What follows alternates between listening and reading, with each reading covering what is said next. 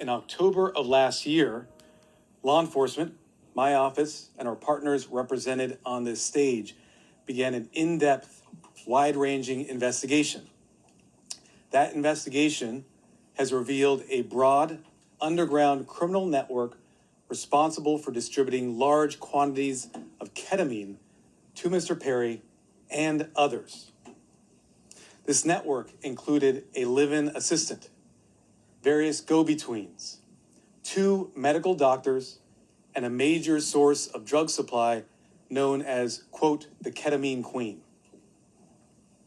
We charged 5 defendants in this matter. These defendants took advantage of Mr. Perry's addiction issues to enrich themselves. They knew what they were doing was wrong. They knew what they were doing was risking great danger to Mr. Perry, but they did it anyways. In the end, these defendants were more interested in profiting.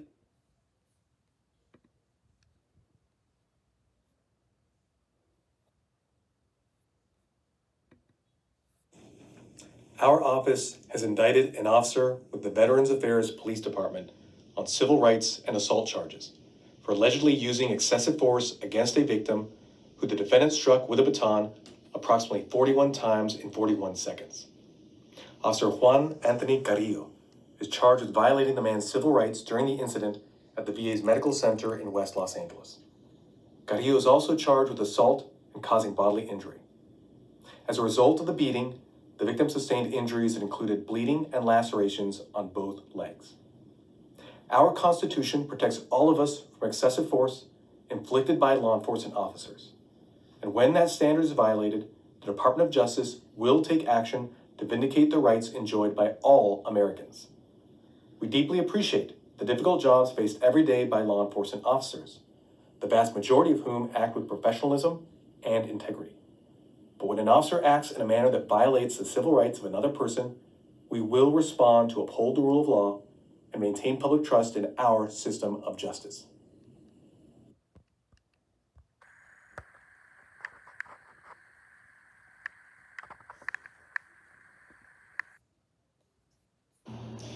Stephen Beale murdered his ex-girlfriend in one of the most depraved and despicable ways possible. He blew her up in the business she owned, a salon, using a bomb disguised as a mail package. In the process, he also severely injured 2 other people, customers in the salon who were there preparing for a wedding. They will have to live with the trauma from this event for the rest of their lives. This murderous act was not only callous, not only cowardly, but incredibly reckless. He endangered the lives of everyone in the building he blew up, which included people and businesses. He endangered a daycare center, which is across the way, which had to be evacuated. Children and teachers evacuated that day. But Mr. Beale did not care. He didn't care about any of it. In fact, he did everything he could to avoid being caught. He lied to investigators. He thought he'd outsmarted the investigators. He thought with his superior expertise in bomb making and rocketry, he could get away with this. But he was sorely mistaken. Because of the intrepid and dogged work of the investigators in this case, Mr. Beale was caught. And I want to commend the work of the investigators in this case who pieced together the debris from this bombing and traced back the components to Mr. Beale to make sure he would serve justice. We have with us the Orange County Fire Authority, the Orange County Sheriff's Department, the FBI, the CHP, the LAPD, all of which work together to make this investigation possible. If not for the hard work of these investigators, Mr. Beale may never have been caught. We owe our gratitude and thanks to these investigators. Today, justice has been served. Mr. Beale will spend the rest of his days in a federal penitentiary. And because there is no parole in the federal system, Mr. Beale will never be able to get out to harm innocent victims again.